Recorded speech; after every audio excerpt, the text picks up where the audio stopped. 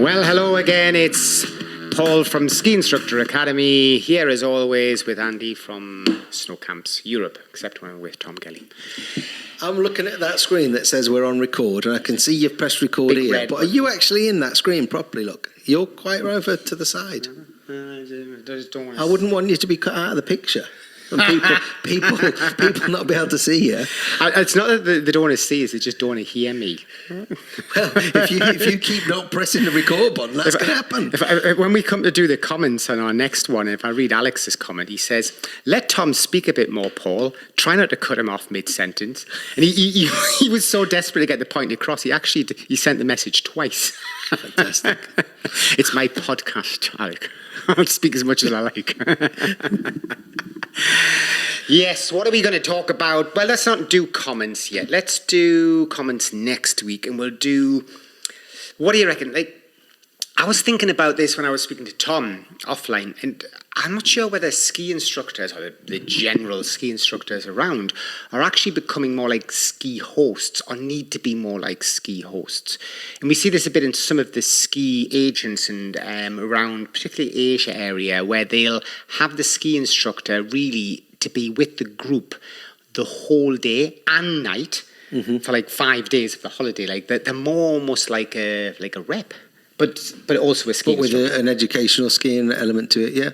Well, I think, again, this goes back to something we commented earlier about there are ski teachers who work for ski schools who get given work and they do that job, and then they go and get given more work and they do that job.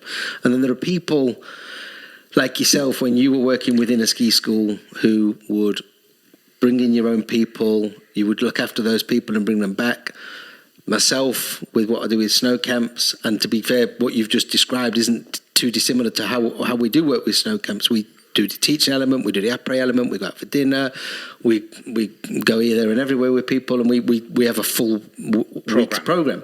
And I think it may be that more and more people are not necessarily doing it yet, but it is definitely going to be something that needs to evolve for ski teachers who work in a way like us to stay competitive and relevant, but then also for the ski teachers within the ski school to guarantee their work hours, because there is a shortage of ski teachers.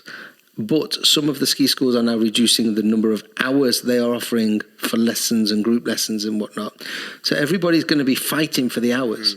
And if you're working in this ski host way, then you're going to be bringing back more people. Yeah. And if you're bringing back more people, you're going to get the hours. Just as an example, December and January camp for next December and January, without your people, that will be kind of with our people, 80% of the bookings are returners. And there's a reason they're returning, because they like that service. So it's this tailor-made idea that suits people, because I was in a meeting yesterday with some agents, and I was saying to them, for example, let's take Cap Run. It has a high bounce rate in the sense that, when somebody comes to Cap Run area, it's not somewhere where people come time and time again. They'll go, oh, hang on a second, it's a glacier resort. It's not like ski in, ski out. It's not got that huge après scene or whatever. So when you do get that repeat business, like I had people come for 10 years, back to back, twice a year. They're coming because not of the resort and not of the ski school boss, who likes to think he's the reason they're coming back. They're coming for that particular ski teacher who has somehow hit the sweet spot, tailor-made something that suits those. And it's one of the reasons I was just speaking to my partner there, and I was saying, we need a break. You've just been away to Iceland and Greenland. I've been working. God, I need a holiday. I need a break. And a break to me, though, the problem is if we decided, let's say, Andy, to go, I don't know, somewhere in Italy, across the border there and head down, even into South Tyrol or somewhere, I don't really know it. So I arrive there and I might be staying in a nice hotel and that, but all of a sudden everything's new. Yeah. And I've got to try and work it all out. Yeah. Now, a break to me is something where I can go and switch off almost and go, I do know that's the best restaurant. I know where I get my pizza. I know that's the great mountain bike ride. I know that's that. And yes, I'm away from here. Familiarity? Yeah, familiarity, is that the word? Yeah. I couldn't spell it. I wouldn't be able to spell it. Yeah. So for me, the same applies to the skiing, Yeah. and that's why people came back, because one, it's hard to find good ski teachers, but two, it's more difficult to find somebody who knows what you want. Are you the type that likes to have a late breakfast and get up and start at 11? Or are you the type that wants to be on the hill, at 8:30 on the first lift? That ski teacher knows you and goes, right, this person's coming. I used to have a guy, 2 lawyers who came with their kids, and she would sit and have breakfast a bit, longer, and he would come up and get all his performance skiing done for the first hour and a half, and then she would come later. It suited the family that way, that they had a little bit of a split lesson. And it's just knowing people and offering that service and product. In ski schools, and I know you've tried it, I tried it years back, I would make all these suggestions and say, hey, you should be doing this. And it was actually, at one point, it was more important for me to go to their crappy little training morning, for example, than actually go with my guest who wanted to start at 8:30, wanted to be on the glacier, but I'm telling him I can't get there till 10 o'clock because I need to go and, go with the most interesting guy in the world. Yeah, you turns. can't miss the 45-minute once-a-week training session to give your guest a good time so they come back. Yes. It's kind of sales prevention, isn't it? Yeah. Sales prevention. And this was the tradition of the ski school, that it was just stuck in the past, where they are coming from the 80s and 90s, where there was 20 people in a group doing beginners lessons. I mean, you were telling me off air or off record before about that, the ski schools are basically got this thing of now, what we're going to do, prices are going up. Well, what we'll do is we'll cover it up by basically cutting down the number of days that you're going to get, or the number of hours, and increasing the price slightly. Yeah. But how is that service? Yeah, I really don't understand it. And the example I was telling you about was there's a 79% increase in cost, because they've gone from beginner lessons being 4 hours per day for 5 days for €260 to being €280 for 3 days. And what do the beginners do for the other 2 days? Exactly. Go and hurt themselves, ski with their friends who are going to take them and hurt them, sit in a hotel and waste the last 2 or 3 days of holiday. I really, I'm baffled by the decision some mathematician sat there and went, this is a good idea. Yeah, we what I'll do is, 79% more. You've got steak and chips there at €25. So what we'll do is we'll give them half the amount of steak this season and only a third of the chips. Yeah. And hey, we'll charge a little bit more, and bingo, we're making loads of money for the first season, but then nobody comes back. And the other thing is that let's say the ski teacher who used to teach the 5 days of beginners, he's now down to 3 days. What's he going to do? Especially the back end of the week, there's no lessons. Yeah. Now, granted, if it was you or me, we would be selecting one or two people in that group and going, privates for the rest of the week. But it's going to become even more expensive for those people. And to be fair, I'm quite happy that the ski school has done this, because it makes our beginner weeks look fantastic. Well, they are fantastic value for money, but it just makes them look even better, because the price is only slightly more than their 3 days, and you're getting 5 days, and you're getting a higher level teacher who's going to take you out, give you all the service we're talking about. We're going to go to Après. We're going to take you up the mountain to dinner. Why would you go and spend that money on 3 days where you're going to be stuck on the Dutch glacier in the middle of Capron, which is also the coldest place in Capron, when you can spend a little bit more money, have 5 days with us, and have a right good time? Yeah.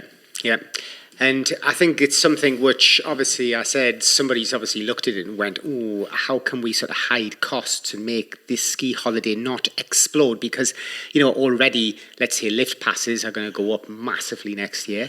I think now in Saalbakken, it'll be €82 a day. And then obviously accommodation's going to go up and everything, and people are trying to find clever ways to try and manipulate it almost like that. And as Andy said, I mean, the biggest concern is, and anyone who's learned to ski probably can tell you, you cannot learn to ski in 3 days safely. It's not snowboarding. You literally... you're literally on, you're looking at it on the Wednesday, being left to your own devices on a Wednesday, Thursday and a Friday. And what's going to happen is your friends are going to go, come with us now. And they're going to go on to a run that they think looks flat and easy to them, but that beginner is going to be in serious trouble. So they're going to be forced, like you say, to either be very clever in the group and sort of develop a second group that they go into the ski school and say, hey, look, us 10 want to stick together and we want another trainer for 3 days, but it's still going to be another €280 then.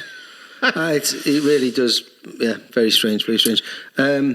So going back to the original question, I think, I say, for differentiation, people are going to have to give more service and value-added service, I don't think it's more service either, Andy. I think it's a service just give service. Yeah.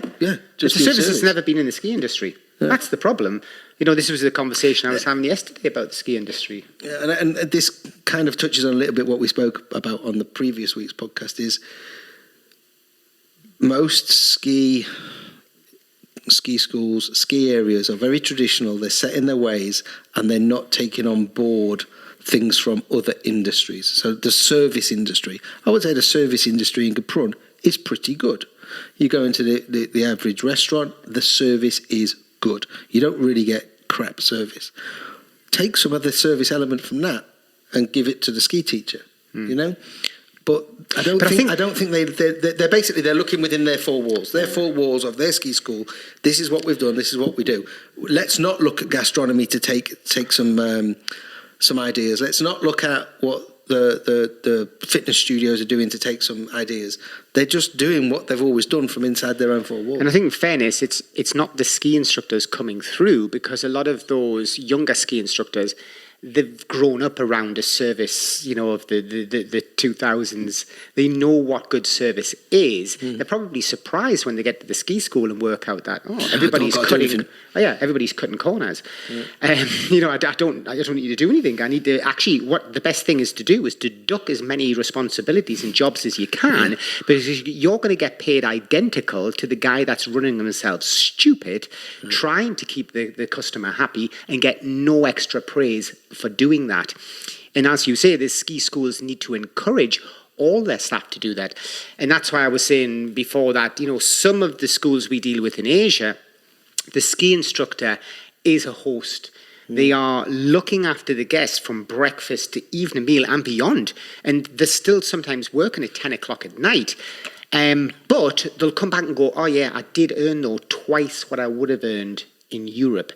So if people are wanting to earn more money, then that's fine as well. But here, the ski schools don't want to pay for that extra service, do they? They want to pay the minimum to the ski instructor, not realising that if they gave them some extra benefits, stuck on an extra couple of hours of work and found that work by service, they'd be quid. Let's not tell him more. Keep quiet, Andy. We're giving away all the secrets here.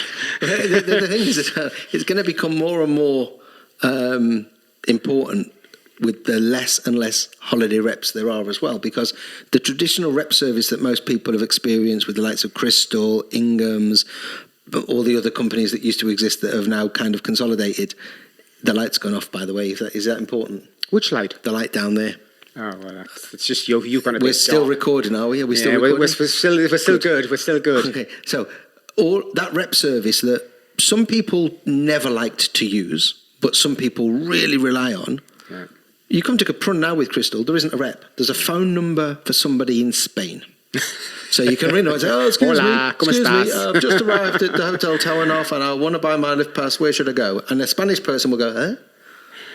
They haven't got a clue. They then have to look onto a computer. Right, the lift pass office is at the Maeskogel, or the lift pass office is at the Glacier, but they can't say to you, which is now closed until 9 o'clock in the morning. Yeah. So there's more of an importance that ski teacher takes some of that responsibility that the reps used to do and give those people that service. And again, goes back to what we do at Snow Camps Europe. We give anybody who comes to Capron a free in-resort service. You don't even have to come and ski with us. You don't have to buy a lift pass off us, rent your skis off us. And you don't even need to meet me. No, you don't.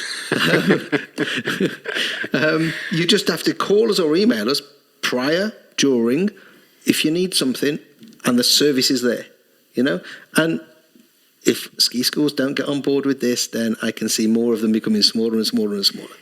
Yeah, which is basically what's happening anyway. There's a reason for that. People will vote with their feet. Yeah.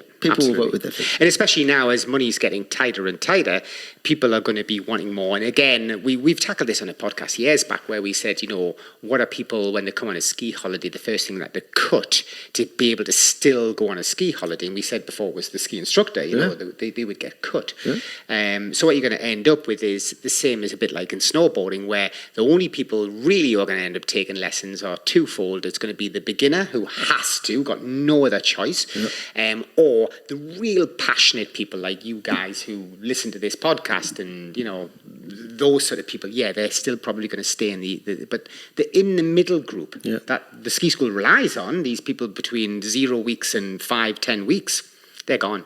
They're going to cut that first. They're going to go, save that €300. Why not? Yeah, for sure. Which is a shame. So your opinions are always up and important, and I'd love to know if you see that that's how the ski industry is, and particularly I'm talking now things from like a ski school area as well. From our side, where we're training more high-end skiers or ski instructors and things like that, that's probably just, the service is just built in, isn't it? That's all under planning and the logistics. But how does your ski school operate? How do you find things go like that? Are you allowed to have, the freedom of input? Can you actually put your recommendation across? How many times I say, if I'm not in touch with the clients as much, then I have to rely upon my trainers to give me feedback as to what are people looking for, because what they might have wanted in 2010 might be completely different to what they want in 2022. So let us know in the comments below. Other than that, see you on the next one. Bye for now. Adios from Crystal.